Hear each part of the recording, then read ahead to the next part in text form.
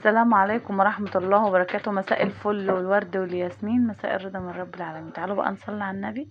شوف الشاورما التحفة دي، شاورمة التورتيه، يعني بتتحط في عيش التورتيه، ممكن تحطيها في عيش شامي زي ما انا عملت، او تحطيها في كريب او رقاق طري، اي حاجة. بصوا بقى الحلاوة، بصراحة الطريقة دي تحفة. هي شاورما مش مصرية، بس انا مش عارفة هي بتتعمل فين بالظبط، لكن هي فظيعة. بصوا انا عملتها بقى ايه، هقول لكم على الطريقه. تعالوا نصلي على النبي بقى ونخش نشوف ايه احنا هنعمل ايه. انا هنا كنت عايزه اعمل اي حاجه جنب الاكل، وكان عندي رز بسمتي باقي. انا كنت شاويه فراخ بالصوص، يعني بالطماطم. فالفراخ خلصت وكان فيها صوص كتير قوي، فاستحرمت ارميه الصراحه. قطعت بطاطس وبصلايه كده عليها، وحطيت بقى، بصوا ده الصوص بتاعها بقى، حطيتها غليتها غلوه على البوتاجاز وحطيتها في الفرن. خلاص هنا هنجيب هنقطع حتة البانيه، شرايح البانيه، يعني الحتة 3 شرايح أو شريحتين، بتبقى كبيرة كده. خلاص هي دي بقى عبارة عن ايه الشاورما دي. بهاريها بقى، هنحط حتة زبدة وهنحط شوية زيت. خلاص، وهتحطي بقى كل البهارات اللي عندك: توم بودرة، بصل بودرة، بابريكا، كزبرة ناشفة، فلفل اسود، بهارات، زعتر، جنزبيل، كل اللي عندك في المطبخ من البهارات، توم فريش كمان. كل ده هنحطه على الشاورما. خلاص، واحنا دلوقتي كده لسه مولعين، وهنحطها تتحمر وتستوي. احنا هنسويها في البهارات.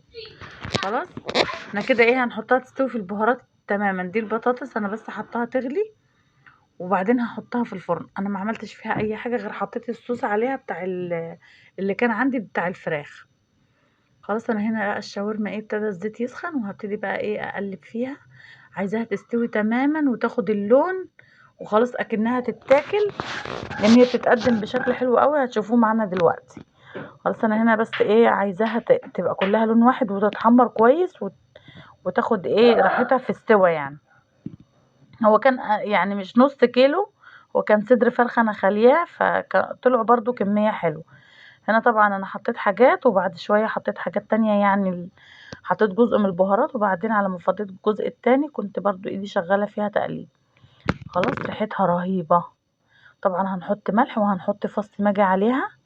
خلاص هنخليها تستوي كويس خالص بالبهارات، بحتة الزبدة اللي احنا حطيناها، عشان تطلع بقى ايه مستوية 100%. خلاص، بتاخد اللون بقى اللي هو ايه، يعني ولا احمر ولا ابيض. بصوا ابتدت اهي تتحمر. بصوا البهارات بقى، البابريكا طبعا بتدي اللون التحفة.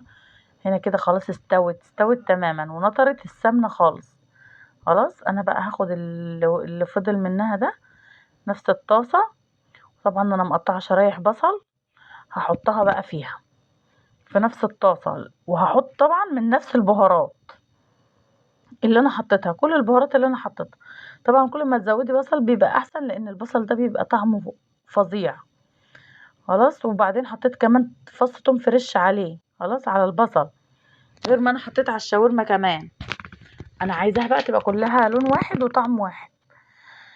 هنا زودت شوية زيت، حسيت ان الزيت قليل مش هيكفي البصل. انا هسوي البصل طبعا لوحده من غير اي حاجة، كده على النار بالبخار بس، تحمير كده.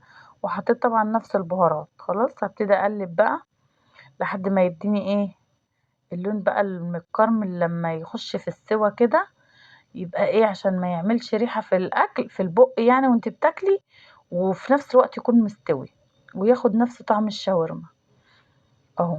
بس تقليب فيه كده لحد ما خد اللون اللي انا عايزاه.